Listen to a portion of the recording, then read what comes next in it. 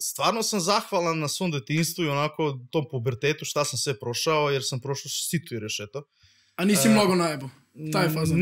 Ne, nisam, ali privatno jesam, teška porodična priča, svašta nešto, rano ostao bez oca, rano ostao bez majke, borio se u gradu, te da budem poljoprivrednik pre toga, sveštenik, to ništa nije kretalo kako treba.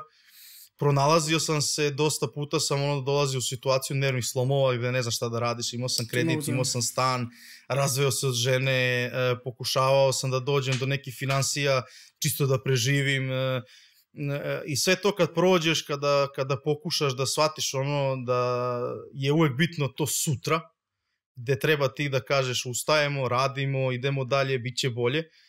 Bez obzira šta je sutra i koliko je loše. Apsolutno, znači najbitnija stavka u životu jeste da ti sebe osjećaš takav kakav si.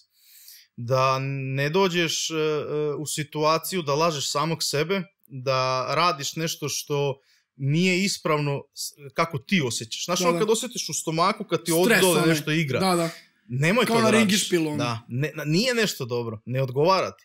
Ako ideš glavom kroz zid, kaže ljudi treba nekad, ok, treba, ali moraš da osjetiš da to nije glavom kroz zid, nego prava priča koju treba da guraš. Kao što smo mi izgurali ovo, vidi, otvorena stavka jeste da sam ja svu ušteđevinu koju sam imao i koju sam zaradio upucao u ovaj YouTube kanal, gde logično na početku nismo imali sponzore, nismo imali monetizaciju i sve. I za tu priču, dakle si došao sve i toliko stvari pokušavao i ne odustaješ. Brate, koliko ljudi stane na pole, budu u zonu, brate, ne mogu. Brate, bilo je situacija, veruj mi, znači dolaziš u prodavnicu gde možeš da uzimaš na crtu, tipa dođe situacija da dobiješ 21. monetizaciju koja je tad bila jako mala, i nemaš zadnjih 5 dana. Znači, jer si dao klopu za pse, dao si pare za video, otišao si, snimio si nešto i dođe ti situacija da nemaš da sebe nahraniš, kupiš paštetu, i kada prođeš taj neki period, po prvi put možda ti bude onako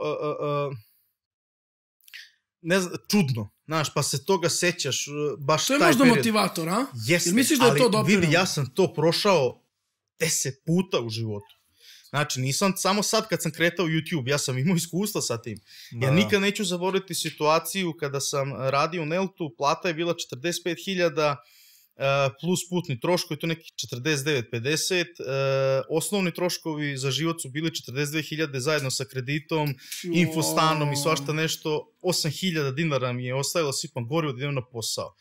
Stavka kod svega toga jeste da jedeš u firmi, da jedeš u kantini, da jedeš meziš vamo tamo što se tiče suhomesnatih proizvoda i dolazi situacija tipa kraj meseca, nema plate, nema ničega.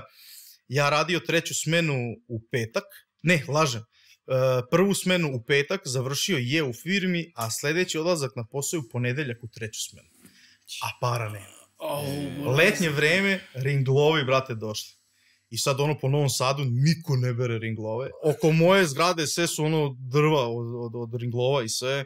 Ja u 5 ujutru iznosim stolicu da me niko ne vidi od komšija, ili pola 5 nebitno, kesa i berem ringlove da imam da jedem, razumeš?